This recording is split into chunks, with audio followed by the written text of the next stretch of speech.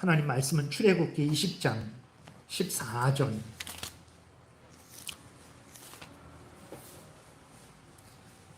지난 시간에 이어서 7계명 살펴보는 시간을 갖겠습니다. 우리 한 목소리로 같이 봉독하겠습니다.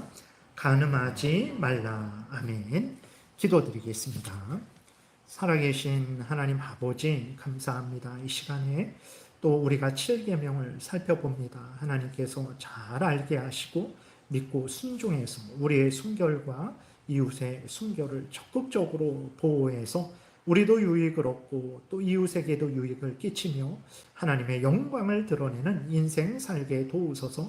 감사드리고 예수 그리스도의 이름으로 기도드렸습니다. 아멘. 네, 우리 또 앞부분 지난주에 잠깐 살펴봤는데 70문, 71문 우리 함께 봉독하겠습니다. 제7계명은 무엇입니까? 제7계명은 간음하지 말라입니다. 제7계명에서 요구하는 것은 무엇입니까? 제7계명에서 요구하는 것은 우리 자신과 이웃의 순결을 마음과 말과 행동에 있어서 보존하라는 것입니다. 우리가 그래서 지난주에 여러 부분을 살펴봤어요. 그래서 간음이라는 것은 결혼한 사람들이 배우자 외에 다른 사람과 이제 한 몸이 되는 것을 말하죠. 외도, 불륜, 같은 말들이고, 음행이라는 것은 이제 간음이라는 것은 결혼한 사람들이 짓는 죄고, 음행이라는 것은 더 넓죠.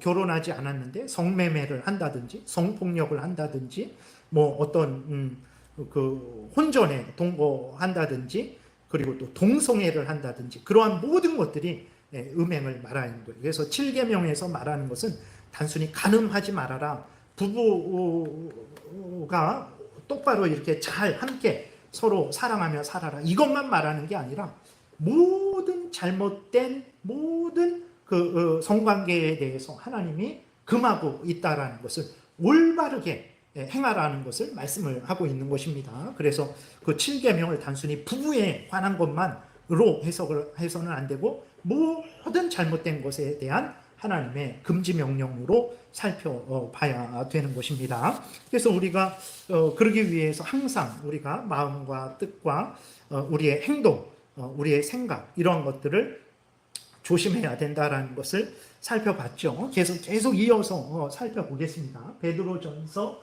3장이죠. 한 목소리로 같이 읽겠습니다.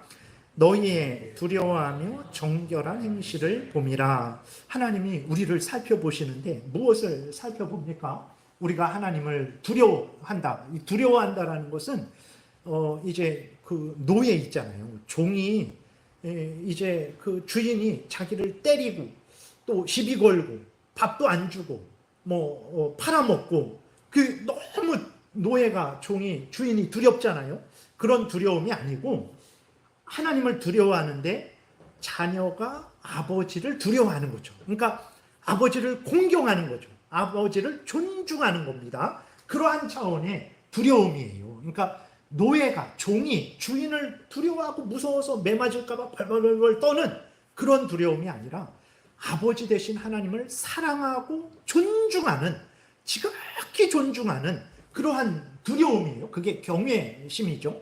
두려워하고 사랑하는 그러한 자녀로서 부모를 존중하고 두려워하는 차원의 두려움이에요.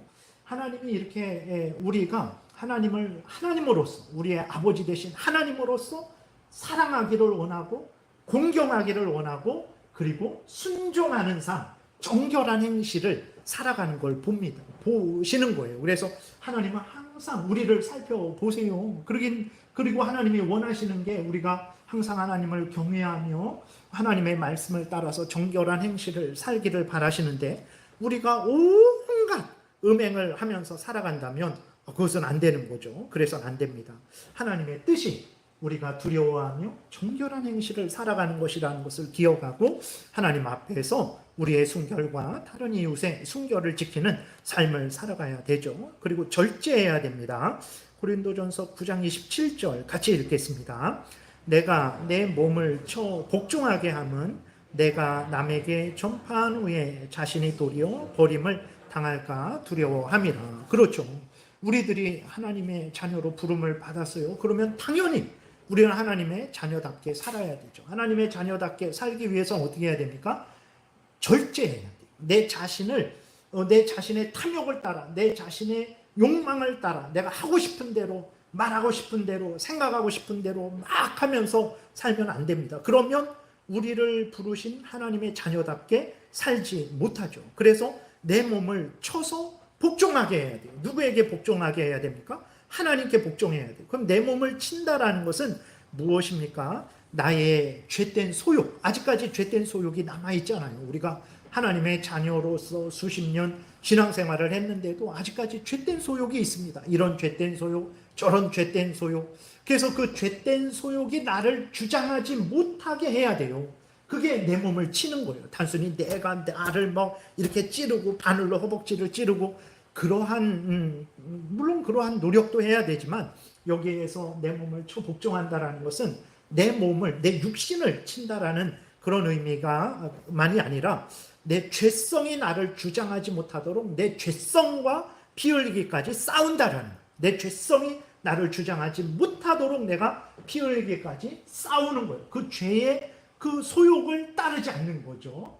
왜 그래야 됩니까? 내가 남에게 전파한 후에 내가 도리어 버림을 당하면 어떡합니까? 제가 여러분들에게 하나님 사랑하세요, 하나님 말씀대로 살아가세요, 뭐 우상을 섬기지 마세요, 주의를 잘 지키세요, 부모님에게 효도하세요, 세상의 질서를 따르셔야 됩니다, 그렇게 뭐 간음하지 마세요, 도둑질하지 마세요 해놓고 제가 우상도 섬기고 뭐 도둑질도 하고 제가 뭐 간음도 하고 그럼 어떻게 합니까? 제가 말은 바르게 했잖아요.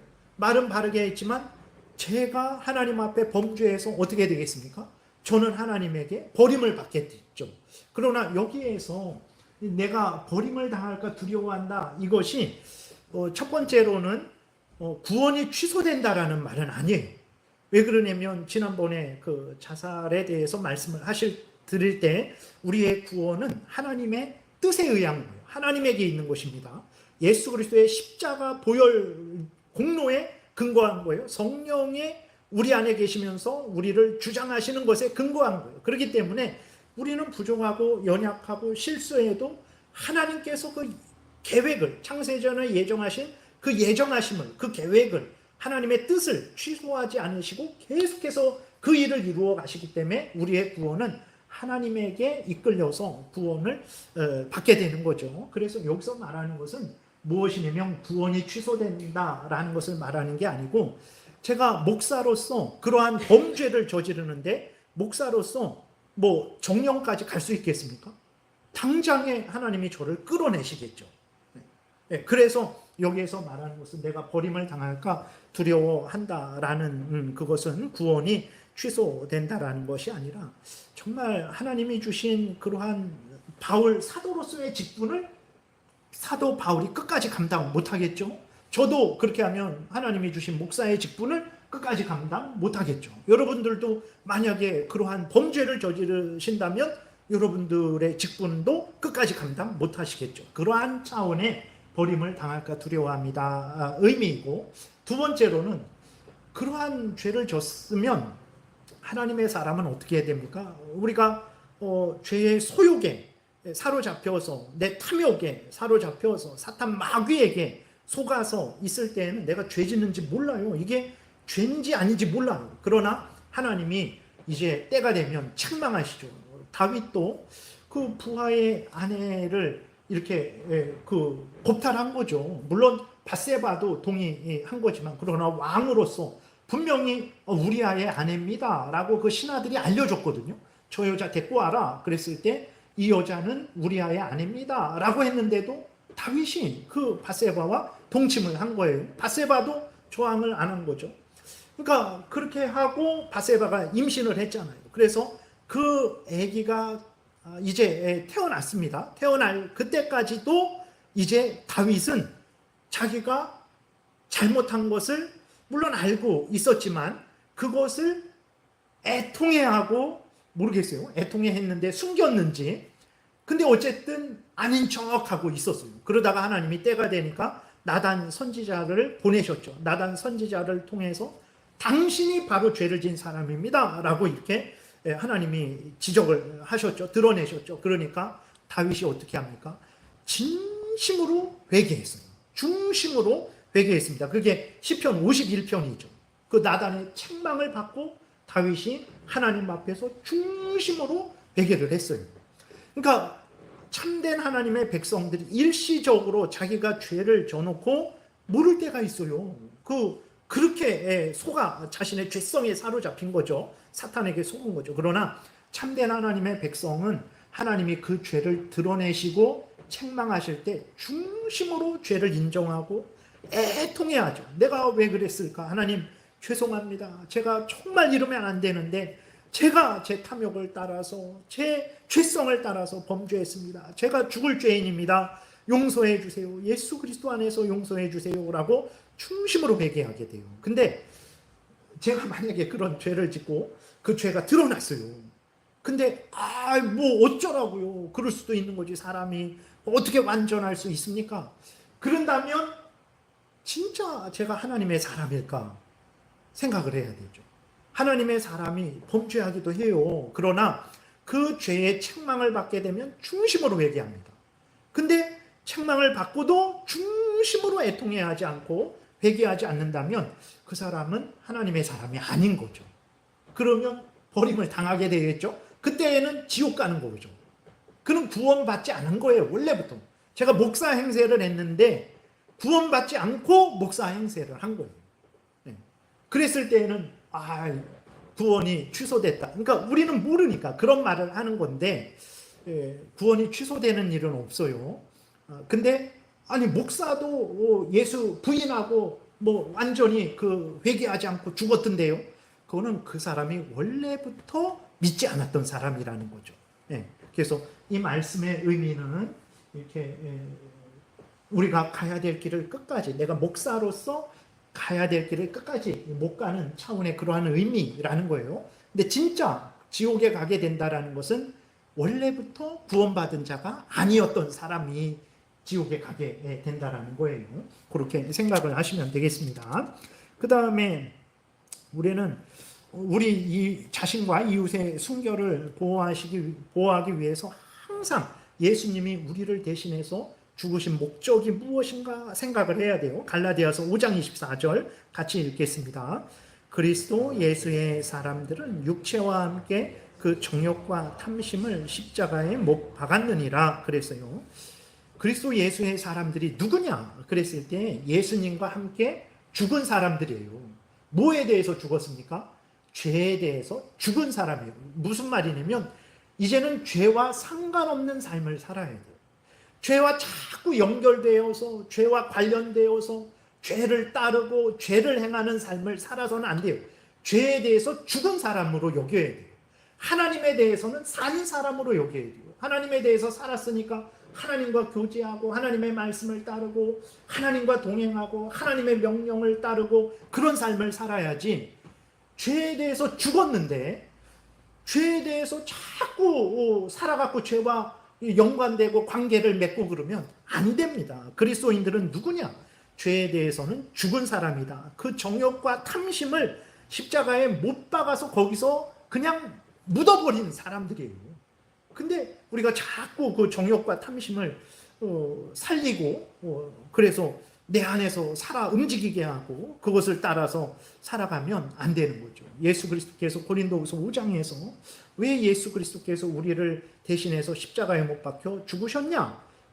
바로 이전까지는 너희들이 너희 자신을 위해서 살았지만 너희 탐욕대로 살았지만 이제는 그것을 멈추고 너희를 대신해서 죽었다가 사신 예수 그리스도를 위해서 살게 하려 함이라. 그러니까 우리는 이제 내가 살면 안 됩니다.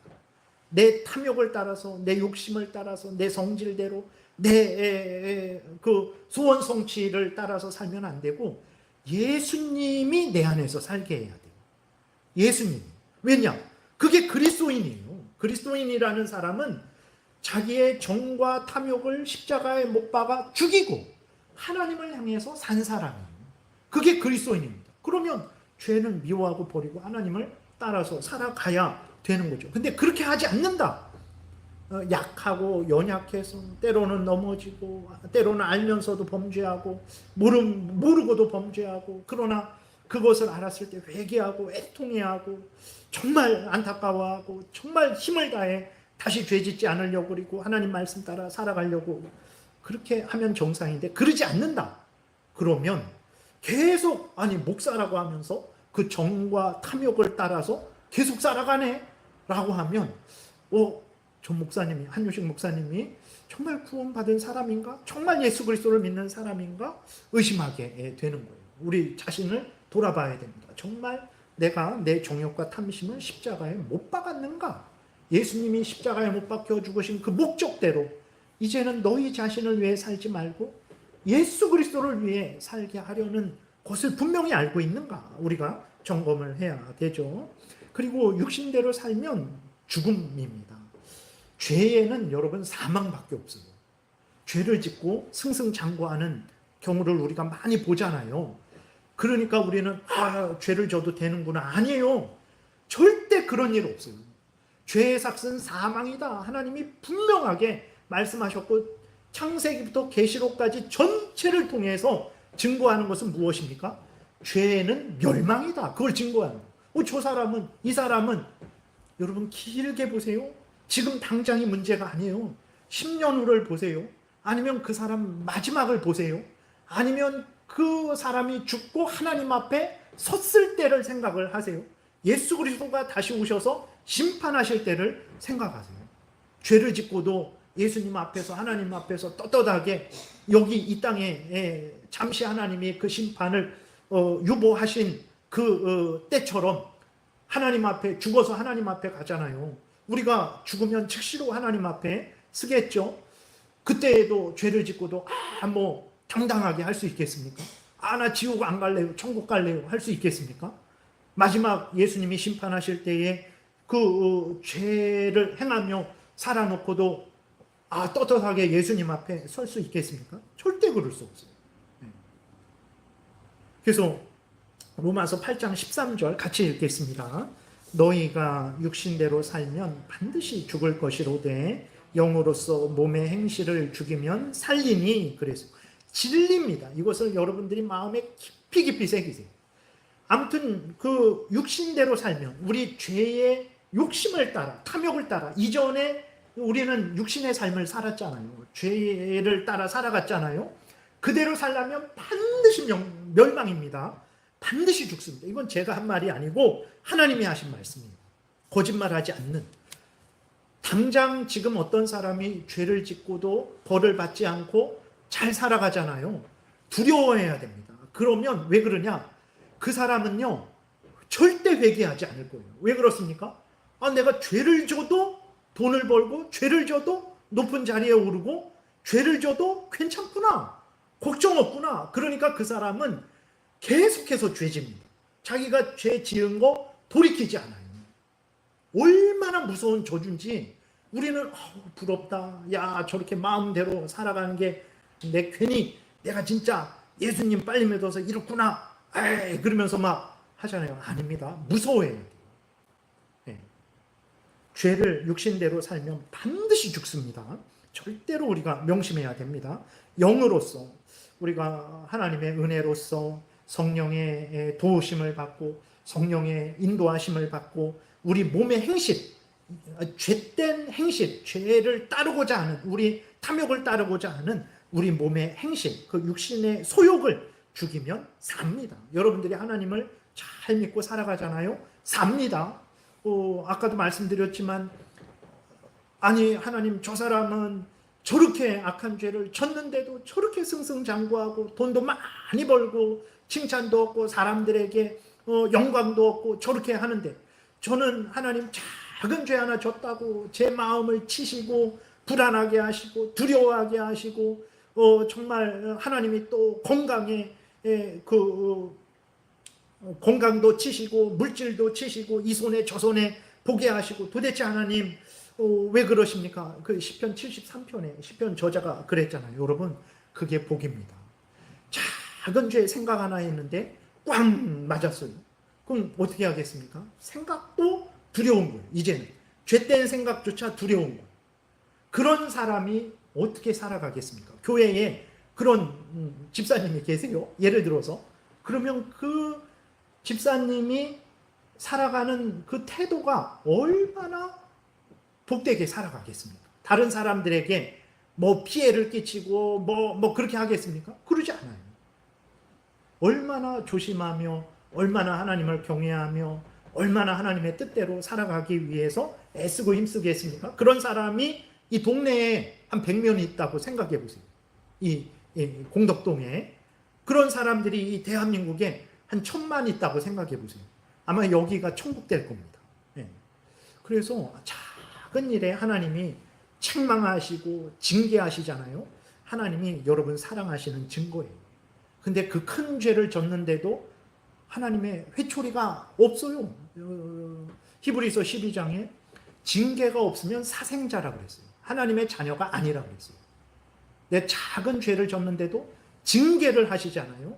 아, 내가 하나님의 자녀구나. 하나님이 나로 하여금 멸망길 걸어가지 못하게 나를 돌이키는구나 라고 여러분들이 분명히 믿으시고 감사하시고 징계를 달게 받으시고 회개하고 돌이키시면 되는 거예요.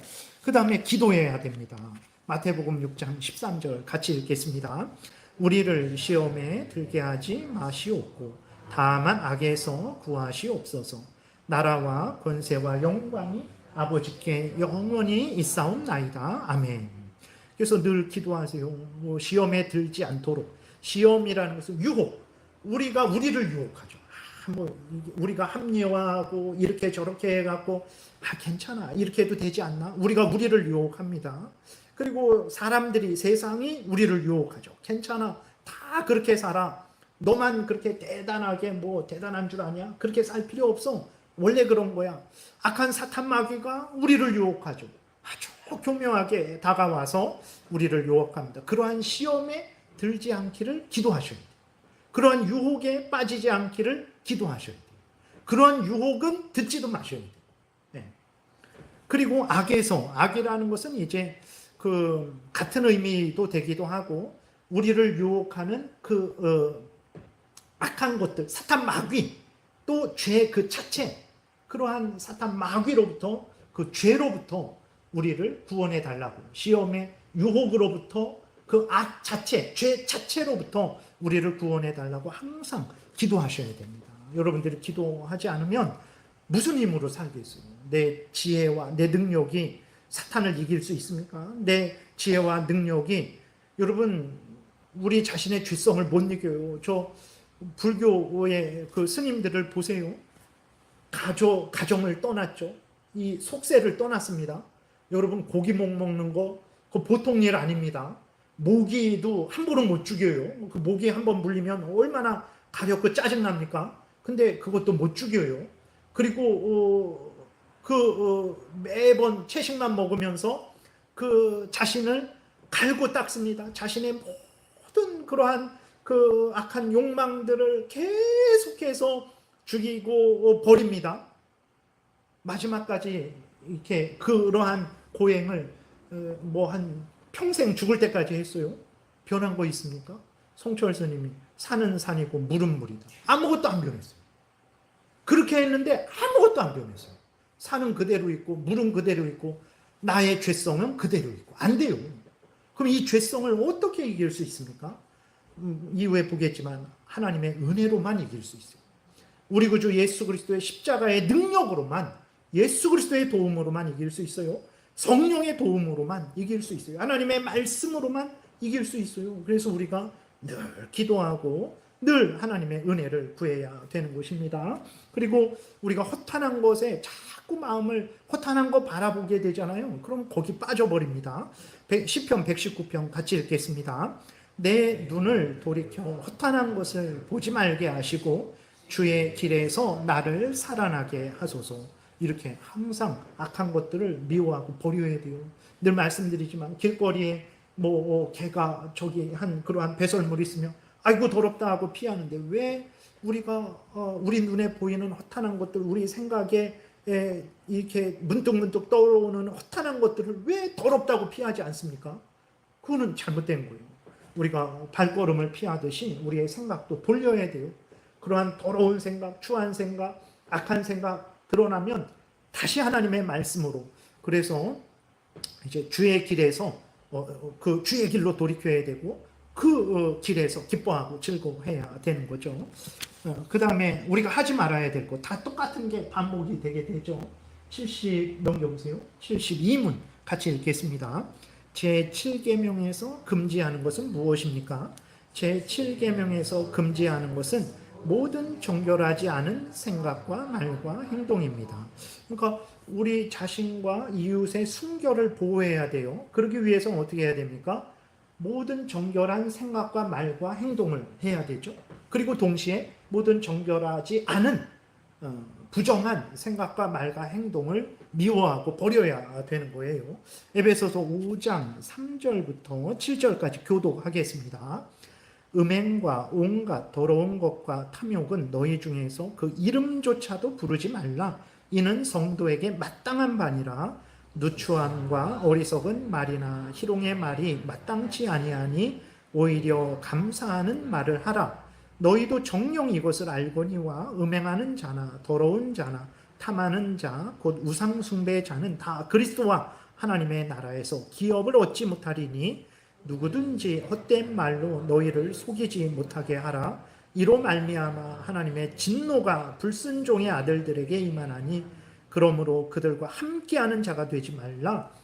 음행, 온갖 더러운 것, 모든 추한 욕망, 그 다음에 탐욕, 우리의 과도한 탐욕은 이름도 부르지 말래요. 이름도 우리 입에 담지도 말라고 하나님이 말씀하십니다. 아우, 하나님 어떻게, 이는 성도에게 마땅한 바니라. 두말하지 말아라. 그건 마땅한 바니라. 그러죠. 우리도 이렇게 보게, 요새는 뭐 부모와 자식 간에 그런 게 없죠. 이게 많이 이렇게 좀 느슨해진 것 같아요. 그래서 저희 어렸을 때만 해도 부모님 욕먹이지 말아야 된다라는 게 좀 이렇게 있는데 지금 어떨지 모르겠어요. 지금 있는 자녀들이 부모님의 영광을 위해서 부모님 이름 더럽히지 말아야 되겠다 이런 생각이 있는지 모르겠어요. 그러니까 당연한 거죠. 우리가 하나님의 자녀인데 하나님은 거룩하십니다. 근데 우리가 음행과 온갖 더러운 것과 탐욕을 맨날 말하고 맨날 생각하고 맨날 행동한다면 사람들이 뭐라 그럴까요? 야, 하나님을 믿는 사람이 막 하나님의 영광이 모독되겠죠. 있을 수 없는 거. 그래서 하나님의 자녀라면 마땅한 바야. 두말하지 마. 당연한 거야. 이렇게 하나님이 말씀을 하고 계신 거예요. 그리고 누추함이라는 것은 부끄러운 것들. 이렇게 좀 그게 뭐 음행에 관한 것이든 뭐에 관한 것이든 좀 이렇게 내세우지 못하는 것들이죠. 나를 부끄럽게 하고 남을 부끄럽게 하는 거, 어리석은 말, 뭐 무례한 말, 남을 이해하지 못하는 말, 뭐 그런 말, 희롱의 말, 남을 조롱하는 말, 놀리는 말, 뭐 그러한 것들이죠. 그것도 마땅치 않다 그랬어요. 항상 감사하는 말을 해야 되는 거죠. 5절에서도 음행하는 자, 더러운 자, 탐하는 자, 우상숭배의 자, 탐하는 게 우상숭배, 탐심은 우상숭배다. 탐심이라는 것은 우리가 선한 욕심이 있잖아요. 예를 들어서 내가 성경을 몇 독 해야지, 내가 오늘 기도해야지, 뭐 여러 가지 내가 남을 도와야지, 헌신해야지, 이런 선한 욕심은 괜찮은 거예요. 그러나 이제 그러한 모든 욕심이 탐심이 아니고 악한 탐심이죠. 하나님이 정한 분수를 넘어서는 그러한 탐심, 그것이 우상숭배입니다. 왜 그러냐면 그 탐심이 나를 주장해요. 탐심을 갖게 되면 우리는 하나님의 지배를 받아야 되는데 우리가 탐심을 갖게 되잖아요. 돈에 대한 탐심을 갖게 되면 돈에 대한 돈이 나를 주장합니다. 정욕에 대한 탐심을 갖게 되면 그 정욕에 대한 그 정욕이 나를 주장하게 돼요. 그러니까 그게 우상숭배예요. 나는 불상을 갖다 놓지도 않았는데요. 근데 탐욕을 품으면 탐욕 자체에 지배를 받게 돼요. 그 탐하는 것에 지배를 받게 돼요. 그렇기 때문에 그러니까 그게 우상을 모신 거죠. 내 마음에 우상을 모신 거가 되는 거예요. 그렇기 때문에 탐심은 우상숭배가 되는 겁니다. 이러한 사람들이 하나님 나라에 들어가겠습니까? 못 들어가죠. 물론 우리가 그리스도인인데도 다윗을 예로 들었듯이 그러한 큰 잘못을 저지를 수 있어요. 근데 참된 그리스도인들은 하나님의 책망을 받잖아요. 중심으로 회개합니다. 근데 거짓 그리스도인들은요. 그럼 어떻게 하라고요? 그럼 사람이 완전하란 말입니까? 숨 막혀서 어떻게 삽니까? 이렇게 진짜 회개하지 않습니다. 그런 사람들은 천국에 못 들어가죠.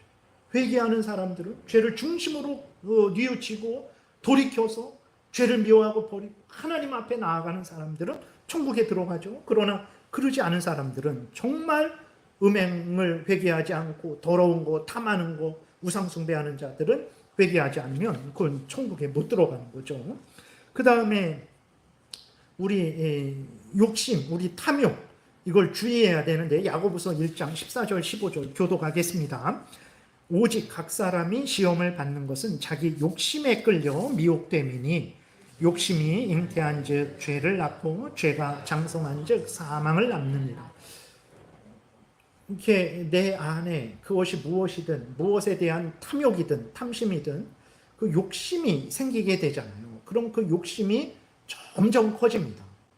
그냥 욕심으로 끝나지 않아요. 그 욕심을 미워하고 버리지 않으면 그 욕심이 점점 커져요. 그래서 어떻게 합니까? 그 욕심을, 그 탐욕을 실행하게 돼요. 어떤 사람은 중학교 때부터 나는 대통령 된다고 해갖고 평생을 그렇게 해갖고 대통령 됐잖아요.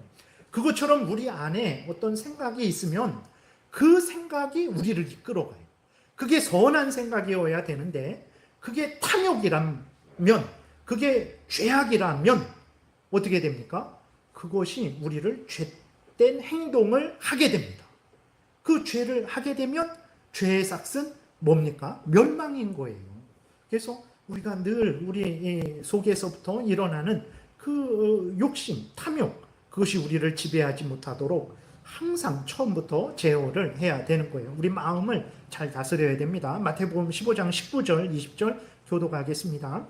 마음에서 나오는 것은 악한 생각과 살인과 간음과 음란과 도둑질과 거짓 증언과 비방이니 이런 것들이 사람을 더럽게 하는 것이요 씻지 않은 손으로 먹는 것은 사람을 더럽게 하지 못하느니라.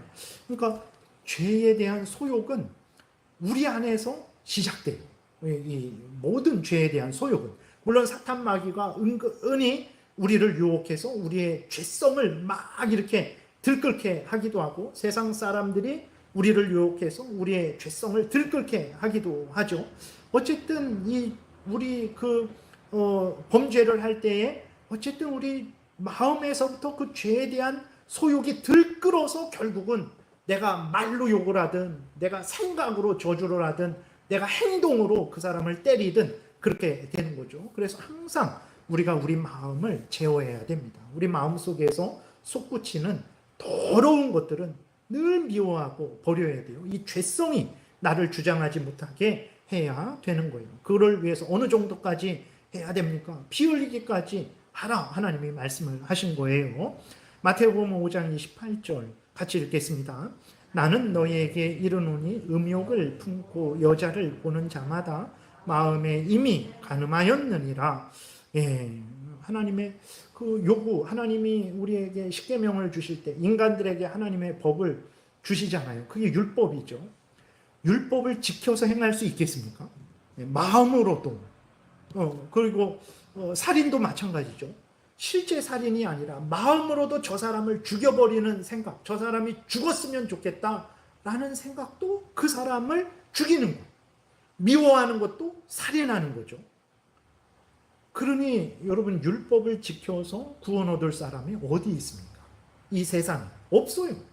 율법을 완전히 지킬 수 있는 사람은 없어요. 아담이 타락한 이래로 오직 예수 그리스도 한 분만 율법을 완전히 지켰어요. 그래서 예수 그리스도를 믿을 때 우리의 죄를 예수님이 담당해 주시고 죄값을 치러 주시고 예수님이 하나님의 율법을 완전히 지켜서 얻은 의를 우리에게 거저 주시는 거예요. 그래서 예수를 믿는 사람을 하나님이 의롭지 않죠. 우리가 의롭습니까? 의롭지 않죠. 근데 예수를 믿으니까 하나님이 그 죄를 예수님에게 담당시키고 예수님의 의를 우리에게 주셔서 우리를 의롭게 여겨주시는 거예요. 그래서 우리가 이렇게 하나님 앞에 나와서 천국을 바라보며 살아가는 거죠. 이 모든 것은 하나님의 은혜입니다. 우리가 협력한 것도 아니에요. 전적인 하나님의 은혜죠. 예. 그 다음에 에베소서 5장 3절 4절 요거는 했고, 그 다음에 잠언 5장 3절부터 11절, 실제적인 음행을 멀리하라는 것이고, 또 하나님 외에 다른 것을 더 사랑하는 것을 성경은 간음이라 그러잖아요. 부부가 남편은 아내는 남편을 사랑해야 되는데 남편이 다른 여자를, 아내가 다른 남자, 그게 간음이잖아요. 그것처럼 하나님과 우리 사이에서 우리는 하나님을 전적으로 사랑해야 되는데 우리가 다른 것을 더 사랑하게 될 때 그것을 하나님은 영적인 간음 이렇게 말씀하시는 거예요. 그래서 실제적인 간음도 멀리하라는 것이고 영적인 간음도 멀리하라는 거죠. 잠언 5장 3절부터 11절까지 교독하겠습니다. 대저 음녀의 입술은 꿀을 떨어뜨리며 그의 입은 기름보다 미끄러우나 나중은 쑥같이 쓰고 두날 가진 칼같이 날카로우며 그의 발은 사지로 죽음의 그 저 무덤으로 내려가며 그의 걸음은 스올 죽은 자들이 가는 곳 땅 및 무덤으로 나아가나니 그는 생명의 평탄한 길을 찾지 못하며 자기 길이 든든하지 못하여도 그것을 깨닫지 못하느니라. 그런즉 아들들아 나에게 들으며 내 입의 말을 버리지 말고 내 길을 그에게서 멀리하라. 그의 집 문에도 가까이 가지 말라. 두렵건대 내 존영이 남에게 잃어버리게 되며 내 수완이 잔인한 자에게 빼앗기게 될까 하노라. 두렵건대 타인이 내 재물로 충족하게 되며 내 수고한 것이 외인의 집에 있게 될까 하노라. 두렵건대 마지막에 이르러 내 몸 내 육체가 쇠약할 때에 내가 한탄하게 될 것이다 라고 하나님이 말씀하세요. 그래서 우리가 하지 말아야 될 것, 아예 그 음료 근처에 가지도 말아야 됩니다. 예, 아예 그런 거 보지도 말고 듣지도 말고 행하지도 말아야 되는 거죠. 잠언 7장 같이 교독하겠습니다. 오라 우리가 이게 여자가 그 음녀가 유혹하는 거예요. 그 청년이 그냥 그 음녀의 유혹에 속아서 이제 하는데 그것에 대해서 이제 표현하는 거죠. 오라 우리가 아침까지 흡족하게 서로 사랑하며 사랑함으로 희락하자. 남편은 집을 떠나 먼 길을 갔는데 은 주머니를 가졌은즉 보름날에나 집에 돌아오리라 하여 여러 가지 고운 말로 유혹하며 입술에 호리는 말로 꿰물어 젊은이가 곧 그를 따랐으니 기쁜 이게 좋은 일이구나 하고 따라갔겠죠. 근데 하나님이 말씀하십니다. 소가 도수장으로 가는 것 같고 미련한 자가 벌을 받으려고 쇠사슬에 매이러 가는 것과 같도다. 필경은 화살이 그 간을 뚫게 되리라. 새가 빨리 그물로 들어가되 그의 생명을 잃어버릴 줄을 알지 못한 것 같으니라. 예, 여러분 그 음행을 하는 것은 뭐 지금은 기쁘고 즐겁지만 소가 도수장으로 가는 거죠. 예전에 그 시골에 도살장이 있었어요. 그래갖고 이렇게 거기에서 이렇게 그 근처에서 그 물 있고 그래갖고 거기서 겨울 되면 막 놀고 그랬는데 정말 이렇게 그 도살장으로 끌려가는 그러한 소들을 좀 봤었습니다.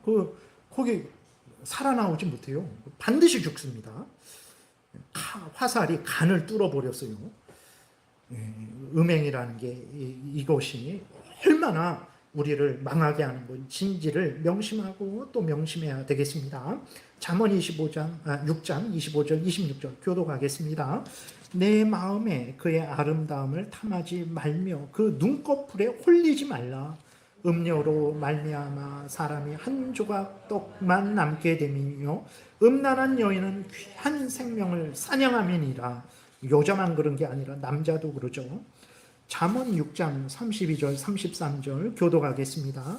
여인과 간음하는 자는 무지한 자라. 이것을 행하는 자는 자기의 영혼을 망하게 하며 상함과 능욕을 받고 부끄러움을 씻을 수 없게 되나니. 잠언 7장 26절 같이 읽겠습니다. 대저 그가 많은 사람을 상하여 엎드러지게 하였나니 그에게 죽은 자가 허다하니라 그랬어요. 그 청년을 유혹한 음료, 그 사람에게 그 여자에게 음료에게 죽은 자가 허다하다 그랬어요. 우리가 하나님의 말씀 간음하지 말라, 살인하지 말라, 도둑질하지 말라 한마디씩이잖아요.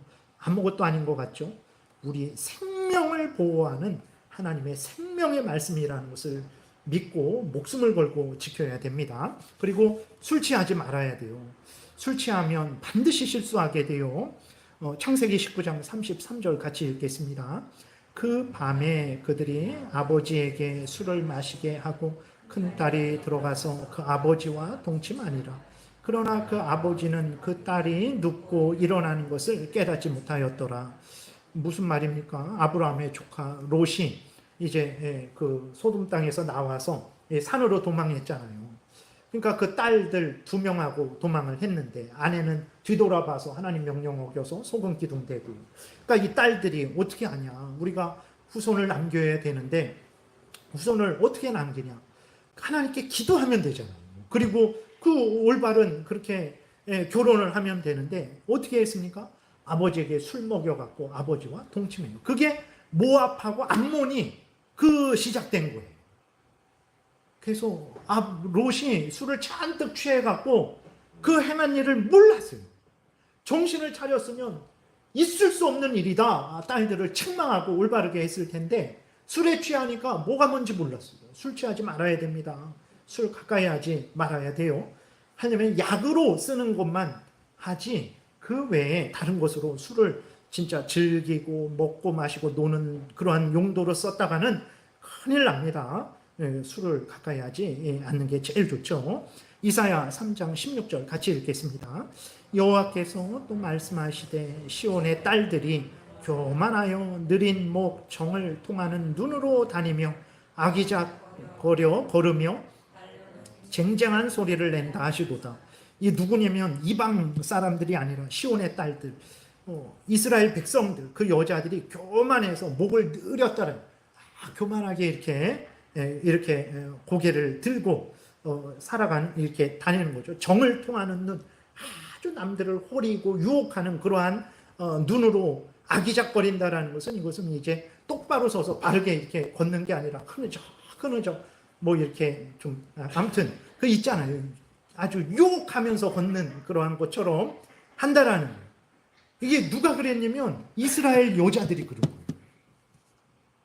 아이고, 그러니까 이사야 시대에 자기들이 하나님의 자녀라고 하면서 말로만 하나님의 자녀지 행동하는 것은 이방 사람들보다 더한 거예요. 발로 쟁쟁 여기 발찌를 차갖고 여러 개 차니까 걸을 때마다 그냥 철렁철렁 소리 막 이렇게 내는 거죠. 이러한 몸가짐, 이러한 옷차림 우리가 주의해야 됩니다. 그래서 멀리해야 될 것은 이러한 모든 부정한 것들, 음란한 것들, 더러운 것들, 누추한 것들, 부끄러운 것들을 멀리해야 됩니다. 옷도 단정하게 입어야 되는 거예요. 그래서 교회에 올 때에 주일옷이 있어요. 주일날 가장 예쁜 좋은 옷 이렇게 딱 이렇게 그거는 주일날에만 입어요. 서양에서 전통적으로 좀 그러죠. 그래서 아주 비싼 옷이 아니고 뭐 화려한 옷이 아니고 가장 일반적인데 그렇게 깨끗하게 그거를 하나 마련해서 그 옷을 입고 오면 되는 거예요. 예, 다른 거 안 입고 와도 됩니다. 그러한 우리가 단정한 옷차림을 가져야 돼요. 그래서 여러분들이 교회에 올 때에 몸가짐도 잘하는 게 중요합니다. 뭐 이렇게 많이 패인 옷, 뭐 그런 거 이렇게 여러분들이 보셔서 입고 오지 마시고 단정하게, 깔끔하게, 비싼 옷 전혀 필요 없어요. 그냥 내가 입는 옷 중에서 가장 깨끗하고 단정한 옷으로 입고 오시면 됩니다. 그 다음에 잠언 7장 읽고 마치겠습니다. 교독하겠습니다. 그때에 기생의 옷을 입은 간교한 여인이 그를 맞으니 이 여인은 떠들며 완악하며 그의 발이 집에 머물지 아니하여 어떤 때에는 거리, 어떤 때에는 광장, 또 모퉁이마다 서서 사람을 기다리는 자라. 그 여인이 그를 붙잡고 그에게 입맞추며 부끄러움을 모르는 얼굴로 그에게 말하되, 우리가 앞에서 또 7장 살펴봤잖아요. 그랬더니 청년이 거기에 속아갖고 따라갔는데 하나님이 보시니까 도살장으로 끌려가는 그 소 같은 거예요. 필경은 화살이 간을 뚫을 텐데 왜 저렇게 갈까? 그 청년이 알겠습니까? 근데 여러분들은 아셔야 돼요. 그래서 그것이 얼마나 우리를 멸망하게 하는 것인지를 알고 아주 근처에도 가지 말고, 그래서 그런 사람들의 옷차림이 기생의 옷을 입었대요. 아주 화려하고 남을 유혹하는 그 옷을 입은 거예요. 그래서 그런 옷을 입는 것은 우리 자신을 기생처럼 만드는 거예요. 그래서 올바른 옷을 입어야 됩니다. 그리고 그 여인이 막 얼마나 말도 많고 떠들고 집에 있질 않아요. 집에 있지 않고 맨날 돌아다녀요. 그러면 안 돼요. 여러분, 오늘날에 이렇게 결혼을 해서 여자들이 아기를 낳고 자녀를 양육하고 집에 있는 것을 인생을 이제 어떤 뭐라 그럴까, 내 인생 망했다 이렇게 생각하는 일들이 많은데 절대 그렇지 않습니다. 여자의 첫 번째 할 일이 뭐냐? 성경을 한번 보세요. 여자의 첫 번째 할 일은 자녀를 낳고 가정을 돌보는 일이에요. 이게 하나님이 얼마나 중요하게 생각하는지 잠언 31장에도 보게 되면 현숙한 여인, 생활력이 강한 여인, 지혜로운 여인, 하나님께 칭찬받는 여인은 어떤 여인입니까? 가정에서 자기 할 일을 하는 거예요. 자녀들의 남편이나 그 사람들의 옷, 그 다음에 먹을 양식, 뭐 이러한 집안일을 하는 그 자기 일을 열심히 잘하는 그 여자를 하나님이 칭찬하시고 현숙한 여인이다 라고 칭찬하고 있는 거예요. 잠언 31장. 네. 근데 이 여자는, 이 음녀는 집에 머물지를 않아요. 집에서 자기가 할 일을 하나도 안 해요. 그냥 밖으로 돌아다니는. 물론 그렇다고 이렇게 일하는 사람들을 뭐라 그러는 게 아니에요. 일할 때가 있습니다. 그런데 중요한 것은 밖에서 일을 하더라도 그 남편으로서 주된 일, 아내로서 주된 일을 항상 그렇게 생각하면서 우리가 있어야 된다라는 거죠. 그 음녀는 어떤 때는 이거리, 어떤 때는 광장, 어떤 때는 모퉁이, 아주 그냥 여기저기 돌아다니면서 사람을 유혹하는 거죠. 그리고 그 한 명 잡아갖고 그냥 입 맞추고 아주 부끄럽잖아요. 뭐 여러분들 같으면 지나가는 사람한테 그럴 수 있겠습니까? 근데 그 부끄러움을 모르니까 그것을 그냥 그렇게 얼굴로 그 청년을 유혹해서 결국은 다 죽게 만드는 거죠. 그래서 우리들이 정말 이렇게 하나님 앞에서 우리들이 정말 우리의 순결, 다른 사람의 순결을 적극적으로 보호해 줘야 됩니다. 그러기 위해서는 우리가 항상 올바른 것을 생각하고 말하고 행동해야 되고, 올바르지 않은 것들을 미워하고 멀리하고 버려야 되는 거예요. 그래서 영화를 볼 때에도 점검하고 봐야 돼요. 무조건 영화라고 다 보면 안 되고, 배우의 순결이 더럽혀졌고, 그 영화로 인해서 또 이제 그러한 차원이라면 그 영화를 사실은 보면 안 됩니다. 영화니까 어떠냐.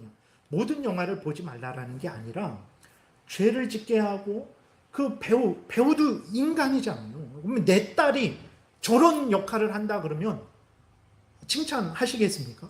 내 딸이 저런 역할을 한다 그러면 하라 그러겠어요? 그 영화를 내가 기뻐하면서 볼 수 있겠어요? 못 봅니다. 그럼 남의 딸이, 남의 아들이 그러면 우리는 그걸 보면 안 되죠. 그러니까 그리스도인으로서 살아가는 것은 쉽지 않습니다. 그냥 대강 예수 믿는 거, 교회 다니는 거 이런 식으로 생각하면 얼마든지 살 수 있지만, 예수 믿는 거의 의미, 예수님 믿는 것의 그 참된 의미, 교회 다니는 것의 참된 의미, 다른 말로 하면 성경대로 살아가는 그 의미를 잘 이해하게 되면 우리 인생이 얼마나 조심해야 되는지를 알게 되죠. 그러니까 내 힘으로는 못 살죠. 그러니까 하나님을 의지하게 되는 거예요. 그리고 늘 회개하게 되고, 늘 기도하게 되고, 늘 조심하게 되죠. 이런 그리스도인들이 많을수록 나라가 복된 거예요. 이러한 그리스도인들이, 하나님 뜻대로 살려고 하는 그리스도인들이 많은데 하나님이 이 나라를 지켜보호하시는 거죠.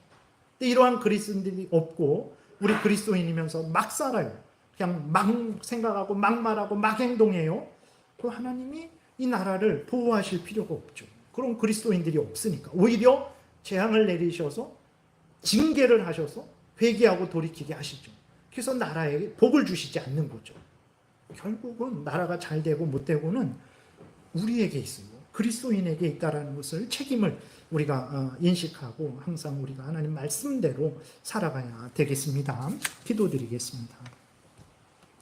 살아계신 하나님 아버지, 하나님의 말씀, 이렇게 생명의 말씀을 성경에 명백하게 알려주셨는데 우리는 이 성경을 수십 년 전에 바꿔도 잘 보지 않고 그 뜻을 헤아리지 않고 하나님 말씀대로 살지 않고 여전히 내 뜻대로 내 마음대로 좋은 것은 아멘하고 듣기 싫은 것은 듣지도 않고 읽지도 않고 순종하지도 않는 모습들을 항상 보게 됩니다. 그러나 하나님 성경대로 살아갔을 때 그 삶이 참으로 복되고 나도 복되고 다른 이웃도 복되게 하는 것을 확인하게 됩니다. 우리가 다시 열심히 성경에 창념하게 도우소서. 성경에서 알려주는 대로 믿고 따라서 하나님의 영광을 드러내고 이웃을 유익하게 하며 우리도 하나님이 주시는 크신 은혜 늘 누리게 도우소서. 감사드리고 예수 그리스도의 이름으로 기도드렸습니다. 아멘.